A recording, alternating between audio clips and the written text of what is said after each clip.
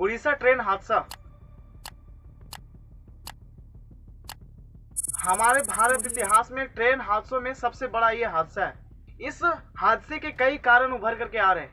पहला कोई कह रहा है कि ये टेररिस्ट ऑर्गेनाइजेशन का कोई काम हो सकता है, या कोई बीजेपी को बदनाम करने की कोई साजिश है, या तो कोई बोल रहा है कि इसमें कवच और इंटरलॉकिंग सिस्टम फेल होने के मेन कारण है। पहले दो कारणों का तो मालूम नहीं, लेकिन लास्ट वाले दो कारणों को मैं बता सकता हूँ फुल डिटेल से कि कवच सिस्टम और इंटरलॉकिंग सिस्टम क्या है और उससे ट्रेन हादसे को कैसे रोका जाता है। तो चलिए इस वीडियो में यही जानेंगे कि किस तरीके से ट्रेन हादसे को ये दोनों सिस्टम रोक सकता है। तो चलिए इस वीडियो का स्टार्ट करते हैं। तो सबसे पहले आता है कवच सिस्टम। तो कवच सिस्टम ट्रेन एक्सीडेंट को रोकने की मंशा से बनाई गई एक ऐसी सिस्टम है जिसमें अगर ये इंस्टॉल होगा, ट्रेन के लोको पायलट अगर कोई सिग्नल को मिस कर देता है तो उससे आने वाली खतरे की जानकारी को देता है। ये ओवर स्पीडिंग, खराब मौसम जैसे घने कोहरे में ये पूरे ट्रेन को बिना दुर्घटना के चलने में सक्षम होता है। अगर लोको पायलट ब्रेक लगाने में असफल होता है तो ये सिस्टम ऑटोमेटिक ब्रेक लगाने में सक्षम है।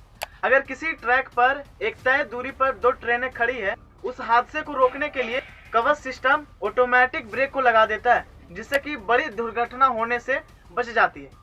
ये सिस्टम साउथ सेंट्रल के अंतर्गत 1098 किलोमीटर दूरी तक लग गया है और उसी साउथ सेंट्रल में इसे 1200 किलोमीटर दूरी तक और लगाने का काम चल रहा है। और हाल ही में केंद्र सरकार ने 2022 में इस सिस्टम को दिल्ली से मुंबई और दिल्ली से हावड़ा तक इस सिस्टम को लगाने का टेंडर पास किया है। तो अब कवच सिस्टम की पूरी जानकारी तो पता चल गया है, कैसे काम करता है, कहां कहां लगा और कहां लगने वाला है। तो अब जानते हैं इंटरलॉकिंग सिस्टम क्या है और वो किस तरीके से काम करता है। दरअसल जब कोई ट्रेन किसी एक रूट पर चल रही होती है तो इलेक्ट्रॉनिक इंटरलॉकिंग सिस्टम के ट्रेड सेंसर से उसकी रुकावट, उसकी रफ्तार और उसकी बहुत सारी जानकारियों का पता लगाते हैं। फिर इस इंफॉर्मेशन को सिग्नलिंग सिस्टम में भेजा जाता है।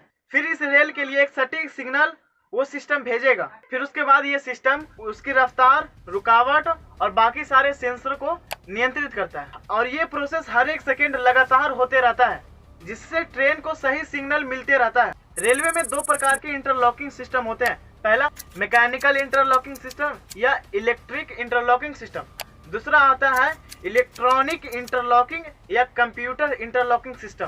कंप्यूटर इंटरलॉकिंग सिस्टम आज के समय में बहुत ही मॉडर्न सिग्नलिंग सिस्टम है।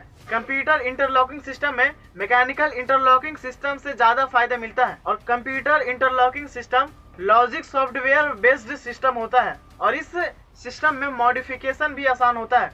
और ये दोनों सिस्टम के फेल होने के चांस 10,000 सालों में से एक बार हो सकता है, यानी कि नामुमकिन। लेकिन ये नामुमकिन बात सुनने के बाद आप लोगों को लगेगा कि इतना हाईटेक सिस्टम होने के बाद भी उड़ीसा में इतना भयंकर हादसा कैसे हो गया। इसका सही जवाब होगा कि उस ट्रेन में ये दोनों सिस्टम इंस्टॉल ही नहीं थे। अगर होते तब भी इस एक्सीडेंट को नहीं रोक पाते। ऐसा मैं क्यों कह रहा हूँ वो जानने के लिए आपको सोच मोहक यूट्यूब पर एक चैनल है, उनका ये लेटेस्ट वीडियो देखना पड़ेगा, जिसमें आपको फुल्ली डिटेल से ये बताया गया है कि अगर ये दोनों सिस्टम होते तब भी इस ट्रेन हादसे को नहीं रोक पाते। तो इस वीडियो में बस यहीं तक। तो मिलते हैं न्यू अगले इंफॉर्मेटिव अनबिलीवेबल फैक्ट के साथ।